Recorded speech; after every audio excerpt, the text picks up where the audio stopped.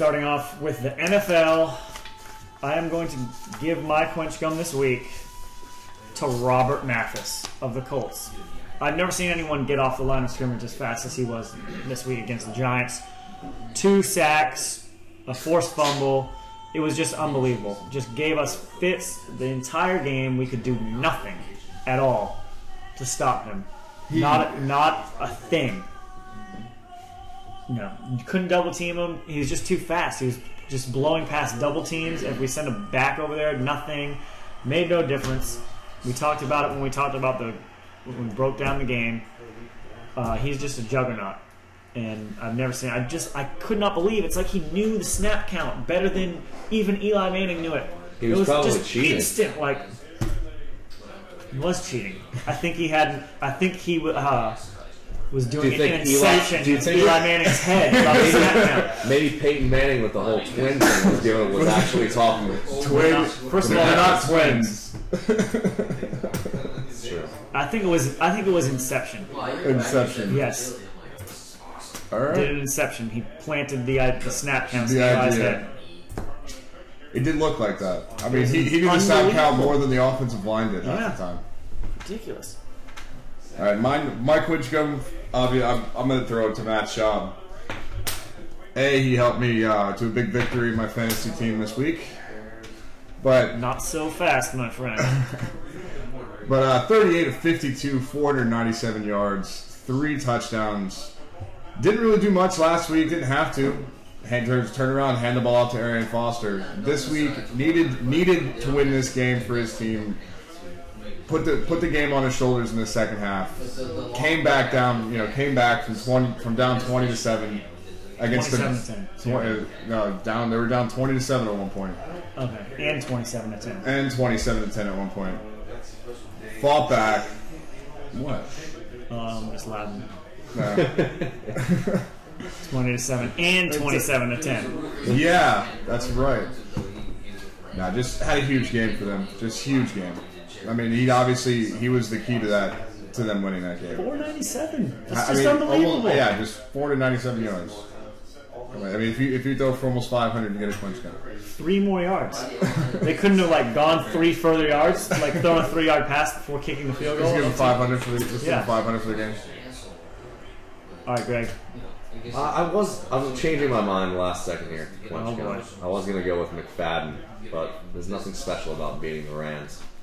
I'm going to go out of the box here, especially for me, and give it to Jay Cutler. Wow. Mistake-free football against Dallas. 3 touchdowns too. Probably, I mean, Chicago did as much to help their cause this week as any other team in the league. Yeah. Beating Dallas, and now they're 2-0. So it's all through 3 touchdown passes. I think 280 something through the air, 270, 280. Yeah. But the key is being the mistake-free football. Do I think that he can do it consistently? Prove it. So far he has. 2-0. He's got the talent. He did not play mistake-free in week 1. No, he did not. 2 picks. 2 picks. Still through two touchdowns. 3 total turnovers. I was expecting the Dallas pass rush to be all in Cutler's face, and there to be some mistakes, and he played clean football. So he's rewarded with a Quench Gum. All right, Cutler. Savor it in the locker room. All right, put on the mantle, buddy. On to college football.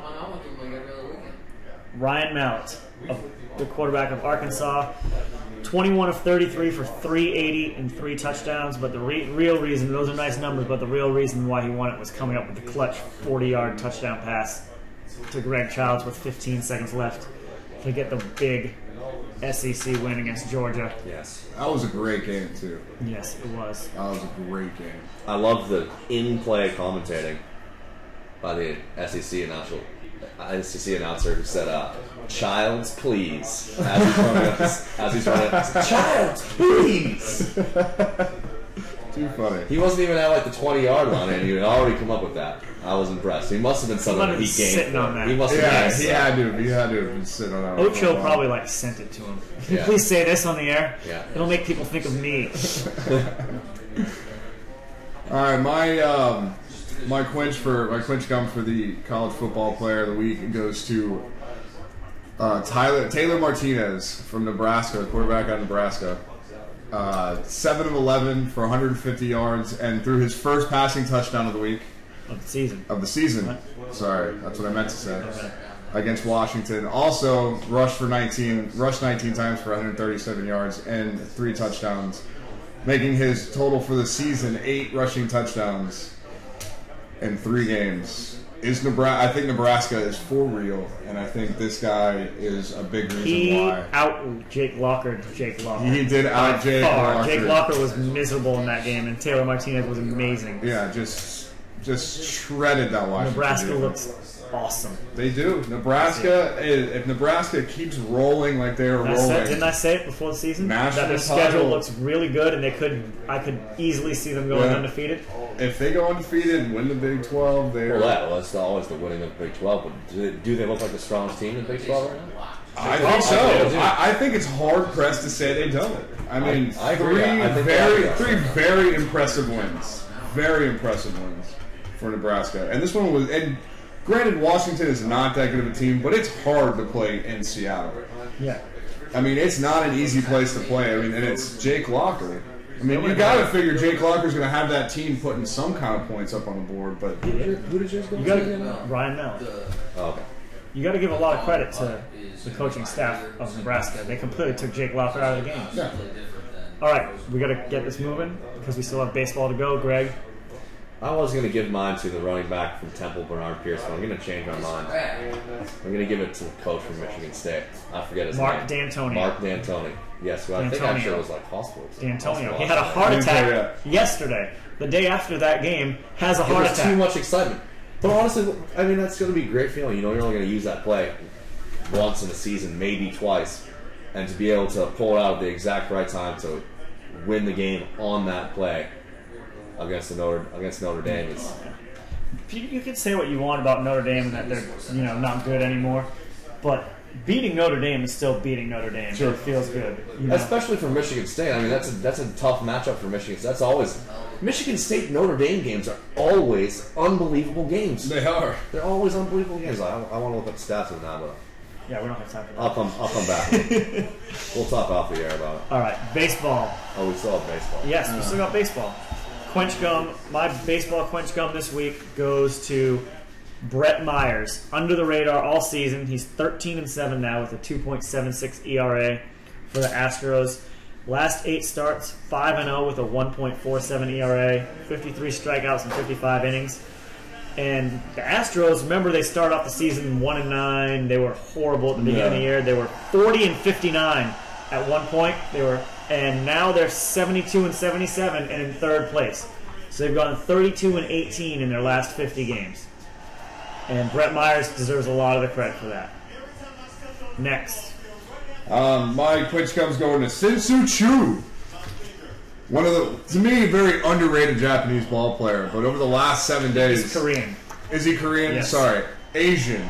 Korean. Is Definitely Asian. Korean. That's what Asian is what I meant. Why he's underrated. I mean, over the last 7 days, 20 at-bats, 10 hits, 7 runs scored, 4 home runs, 11 RBIs, 500 batting average. Tearing it up for an Indians team that's trying to play spoiler. Including a 3 home run game.